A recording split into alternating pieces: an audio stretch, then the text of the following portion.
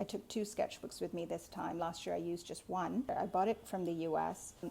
They're available in other countries too. It's a brand called Tumu Arta, and I'm afraid I have no idea where they're based. I've tried to find out, but I don't know where. Anyway, but these are great. This was the ink that I used, so I had to keep it double wrapped in plastic just in case of leakage, which is the big fear with permanent ink. This is the actual bottle of ink. It's a glass bottle, which I obviously was not going to use. This is a travel ink container, plastic, which is very handy. This is what I packed. I will show you one by one. So my process when I do my pages is that I draw first in pencil, and then I go over it in ink, and then I paint it in watercolor. So I'll show it to you in that sequence.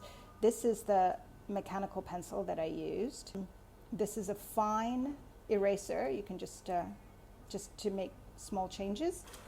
And this is just a regular eraser to clean up the page.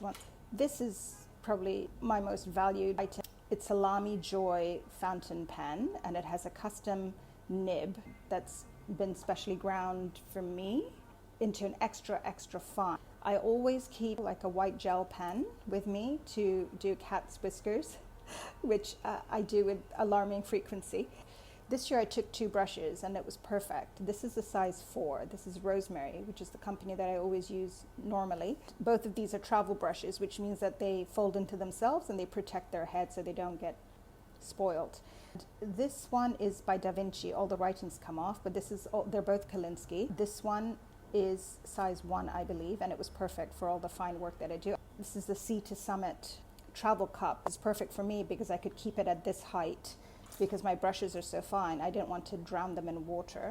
I would keep it on just a regular hanky. This is a hanky.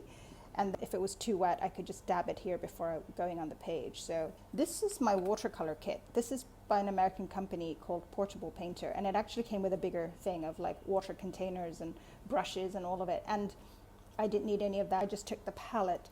It holds 12. It's very light. It's very convenient. I use this for mixing the paints. I was still wishing that I had a few more colors on me, and so next time I'm going to take my regular palette, which is metal, so obviously much heavier, but it holds the 20 colors that I always use, and it's nice to have on me.